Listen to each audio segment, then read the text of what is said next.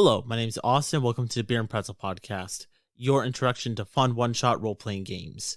Today I want to make a quick episode talking about Fight Bears, Cough Blood, Kill God by Lucilla Elizabeth Scarlett. Travis and I recently wrapped up a two-part episode people should check out on our channel, playing this two-player game. And as two-player role-playing games are extremely rare compared to, of course, main group play or even solo mode, I was pleasantly surprised how fun this game was to run and to also kind of play with Travis. So for those who didn't hear the episodes, they should check it out. They're not super long. They're under an hour each, and there's only two of them. People should check them out.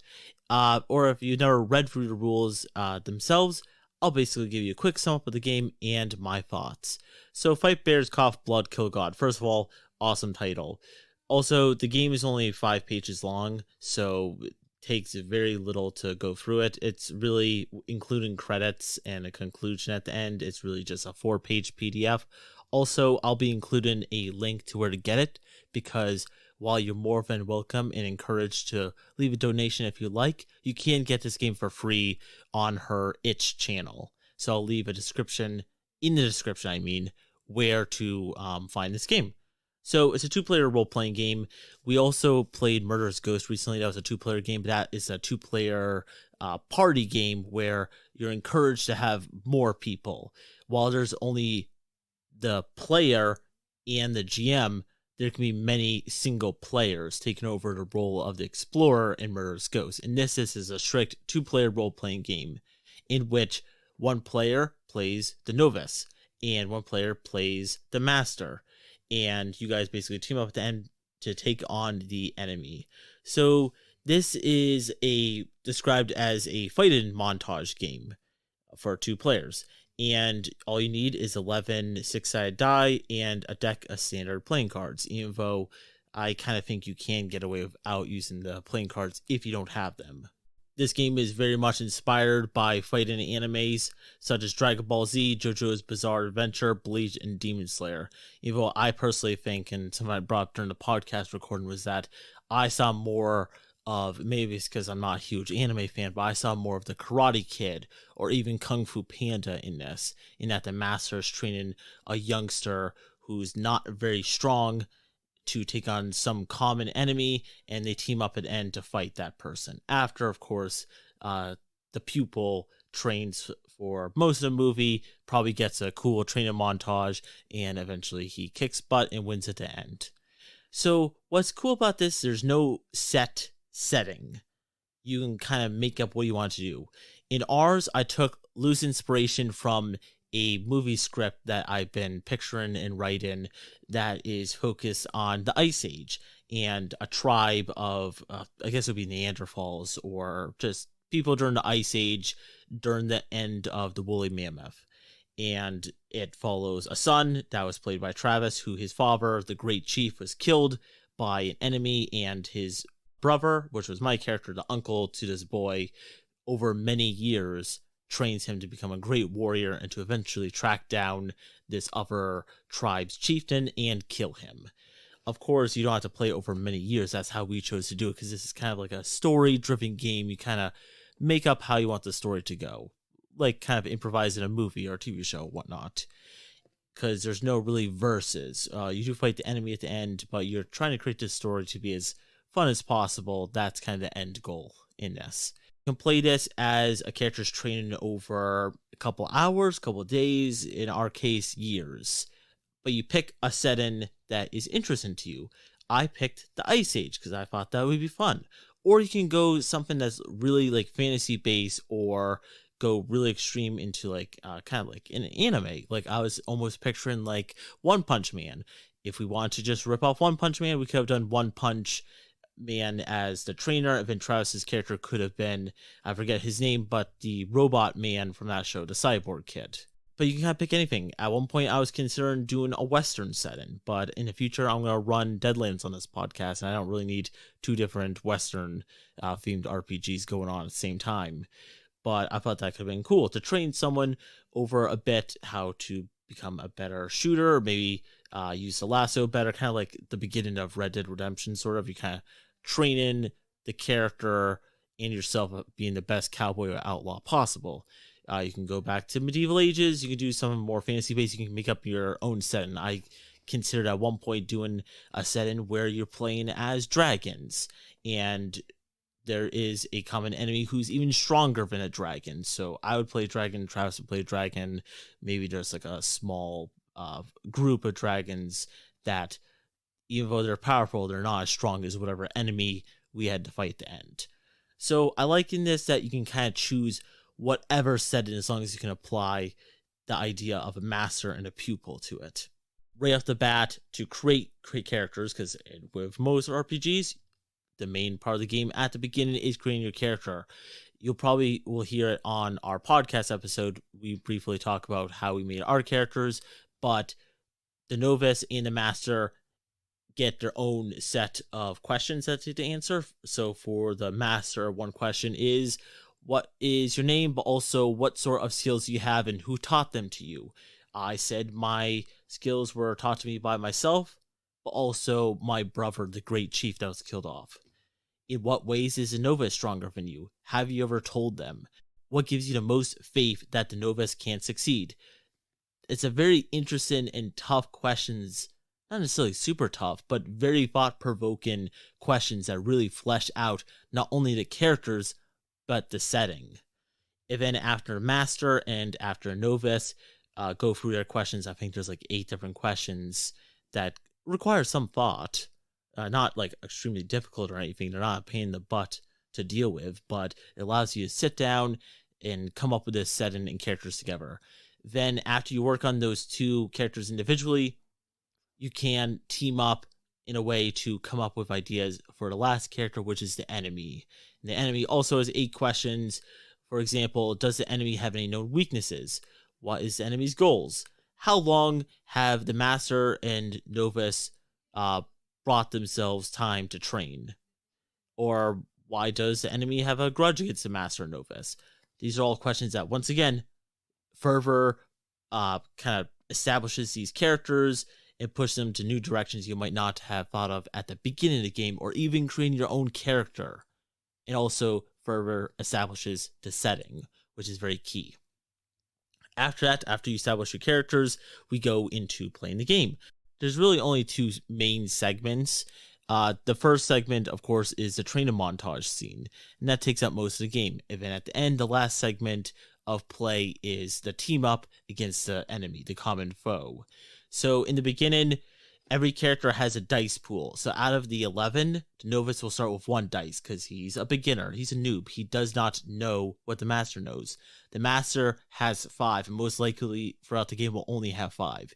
Just like in the Karate Kid or maybe Kung Fu Panda, the master doesn't really get stronger with the novice. Starts off with 1 dice. Master starts with 5. Every day of training will proceed as follows. Master describes the day's training regimen. The novice will roll, and it kind of takes the Powered by Apocalypse setting and rules to with the rolling for success. You take the top result. Doesn't matter how many different dice you have. You always take the top number and apply it to this chart, which is 1 to 3 is a failure, 4 or 5 is a partial success, 6 is success. So kind of like John Harper's Blades in the Dark setting, The Forge in the Dark, or Powered by the Apocalypse. At the beginning, like I said, novice only has 1 dice. But as long as you can get partial success or success, which is a 6 out of the D6s that you're rolling, you will get another dice for next day of training, be it the next literal day or years in the future, like how we played it. For how the cards work, it helps set the training regimen in terms of the setting. So you draw. I have a card near me. Where is it? Okay, so clubs. So clubs represent air. Then maybe I'll draw again. And depending on what I get, we're going to go to the environment, which is maybe rocks, cave, mountain, or forest, grass, gardens, lakes, rivers, oceans, ruins, cliff, skies. So even, what's the last thing? Category. A dangerous location, a battle, or a confrontation. So there's 3 different sections: element, environment, category. You can draw 1 to 3 cards. You can just go down the list if you want, or you can just draw 1 or 3. You can do 1 card per block, I guess. And it just gives you, or I guess the master, more ideas of where this training regimen for the day will happen. Maybe that'll help establish the story. This was the only part of this game that I thought wasn't like super necessary or super thought out. If there was more to it, that would be great. But be it that you're only going off clubs, diamonds, hearts, and spades, there's really only 4 choices per card. So there's like 12 choices in total. So there's not a lot to go off. And at points, because I drew like air a couple of times, I kind of just made up my own thing or just had to improvise very quickly on the spot. All right, I'm taking the same card again. What can I do with the generic element of air? It does push your thinking a little bit, but also I think that while the rest of this is very well thought out, this is one part of the game that I thought either should be cut out or maybe a little bit more detail put into it. But for those who want to use it, it does help. Then after that, the master describes what happened. The novice will roll. Depending on how well he does is what happens next. So 1 to 3 is failure. Training goes poorly, the novice is stuck with doubt. The novice tells the master how they approach the test and how they fail. So the novice, it's not the GM saying, okay, you had a shit roll. I'm going to describe how you fucked up. The novice says why and how they messed up and maybe for the future, how they're going to try to combat that. The novice then will select a flaw from the list below, some of which are the novice will train independently and will overdo it, or they will lash out against the master for the unfair treatment of the character. They will remember why they are here, and they'll find comfort in a cape seek or a memory. No matter what you're really rolling, you get, it's not just like D&D. You roll a thing, you either succeed or don't, and you move on. With this, you're either choosing a flaw if you rolled badly, or a confession. With the master, if he gets the student to succeed, he picks a confession. Maybe they reveal a secret from the past, explain why they believe in the novice. Once again, this is a story-driven game in that constantly throughout, the game is forcing you, in a good way, to add more to the story in the lore. Travis and I, as we were playing, even though we had ideas of who we were playing at the beginning, based off this loose idea of a script I had, we learned so much more about the characters just by Travis failing or succeeding during his training part, his training montage. 4 or 5 is partial success, so there's a hindrance. The novice will still select a flaw again, but this time the master will select a confession, and they'll add 1 more dice to their dice pool. Success is just the master praises their work and selects a confession and add 1 more dice to the dice pool. Travis rolled really well, so we really only rolled like 5 times or so, because every time he got either a partial success or a success.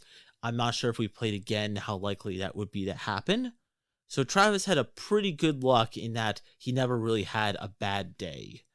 The one thing that did happen was that in one of his flaws, even though he got a partial success, he added a dice, but he had to choose a flaw. He chose the one thing that he didn't choose before, which was he withdraws into self-doubt. Remove 1 dice from a novice's pool. So even if you're rolling really well, as long as you're not just getting a 6 every single time, you can choose to lose a dice, which I thought was kind of interesting, that he succeeded, but at a cost. And the cost was that he kind of went back a little bit, so his journey didn't end, which at that point he could have ended it right then. His journey didn't end at that one point.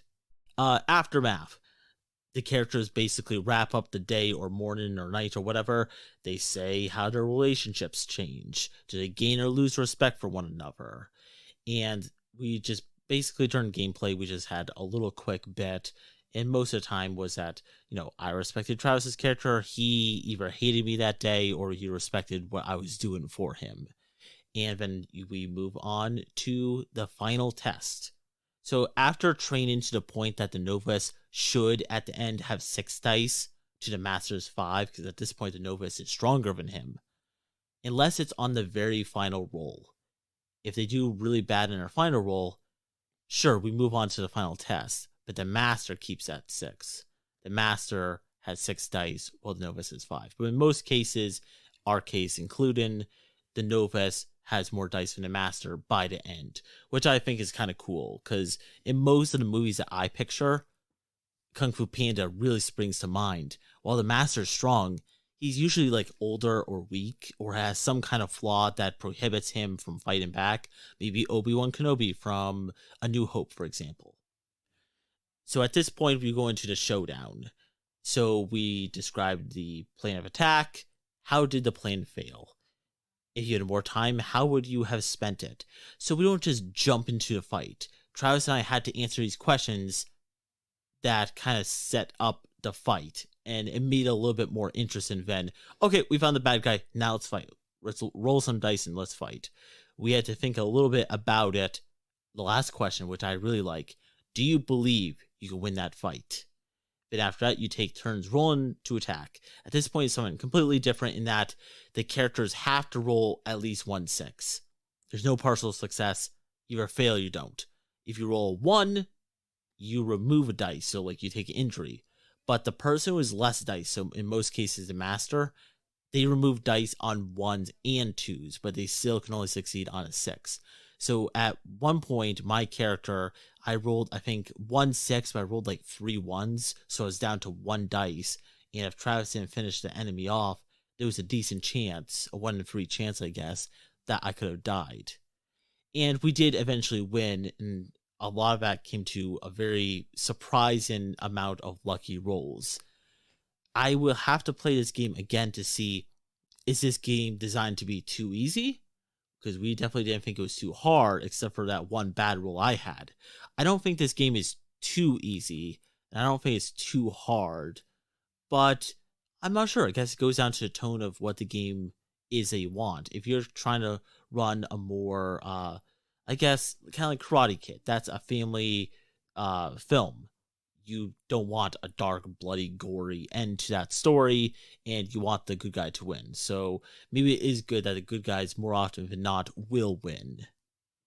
And I think that's everything. The conclusion is describing how it ended, and you do a debrief period where you step out of character, you breathe, and you discuss how the game went. And you share your favorite moments and anything that you particularly liked, disliked, or want to try in the future. Which is kind of a nice thing to throw at the end of a role-playing game when you get a chance to step away from the game for a second and talk about it and kind of go back on the fun memories you had in playing the game. So that was pretty much a whole summary of this game, because it's only 5 pages, like I said. So now, with, of course, downloading the game itself and also this podcast, you should be able to run it if you want. And pretty easy. You just need some dice, some cards if you want, and one other player. My thoughts on the game. You probably got a lot of it from me describing the game, but very fun, and allows a lot of creative thinking. As someone who likes to do a lot of improvisation and also create epic worlds and stories, this game was totally up my alley. And a game that is about training montages could have been way simpler, even at 5 pages. It could have been way simpler. There's a lot of one-page RPGs that take a very simple setting or premise, and then they bring it down to 1 page. There's a lot of good ones out there. So also a lot of ones that I wouldn't do because there's not enough to them. This game has a lot to it without being one of those role-playing games that has a simple enough premise, be it to read through 30 or 40 pages. Either decide to be a long role-playing game or a short role-playing game is what I say. Overall, good game. Had a lot of fun. It's not a game I would play a lot. In fact, I'm not sure if I will ever play again, because I'm not in a case where I would play a 2-player role-playing game very much. My girlfriend that I live with doesn't really play any. At some point, I'll try to get her, maybe on this podcast, to play one. But if she was into role-playing games, and especially during quarantine, this might be a fun game to break out and play one night. Definitely not a campaign game by any stretch, but it is a fun one-shot role-playing game. And I highly recommend people add it to your collection. Like I said, it can be a free PDF for you, and it's only 5 pages to learn and pick up. So that is my recommendation for Fight Bears, Cough Blood, Kill God. This is also from the Beer and Pretzel podcast. For episodes in the future, we'll be releasing a interview with the creators of Murderous Ghosts, Vincent and Meg of Lumpley Games, yes, who have created Powered by Apocalypse and many other fun games that have been very influential to the indie role-playing game scene. I believe the episode's going to come out this Friday. Travis and I interviewed them. That was a fun talk with them, and we got to learn a lot of fun things about the game itself, but mostly on creating independent role-playing games in general. For our next time, that we have a group role-playing game that we're playing, an actual play podcast. Brad and Becca are coming by this weekend, and we're going to record probably will be a couple episodes of The Green Knight by A24 Films. The Green Knight just released in theaters, and it's kind of like a spiritual, artsy take on the Green Knight poem. And they released a role-playing game. It's not super expensive. It's mostly just like a starter kit to play. But I bought it, and it looks cool, and the movie should be fun to watch. And we're going to be sitting down after watching the movie, and we're going to play the role-playing game for a bit. So that should provide probably at least 2 or 3 weeks of fun content. So people should come back for us playing the Green Knight role-playing game. After that, we got a couple ideas, including Kobolds Ate My Baby, to go on more light path. And if we want to drop back into horror, we're planning on doing more with the extremely awesome Alien role-playing game. Thanks for listening. If you want to support this podcast, the best way you can do so is recommend us to a friend, or follow us on Facebook, Twitter, or Instagram, where I do posts there, and it's always nice to hear from fans respond back, letting us know that you listened and perhaps enjoyed our episodes. Anything else? I guess if you want, you can go to iTunes and leave us a review if you really like the episodes that we've been putting out.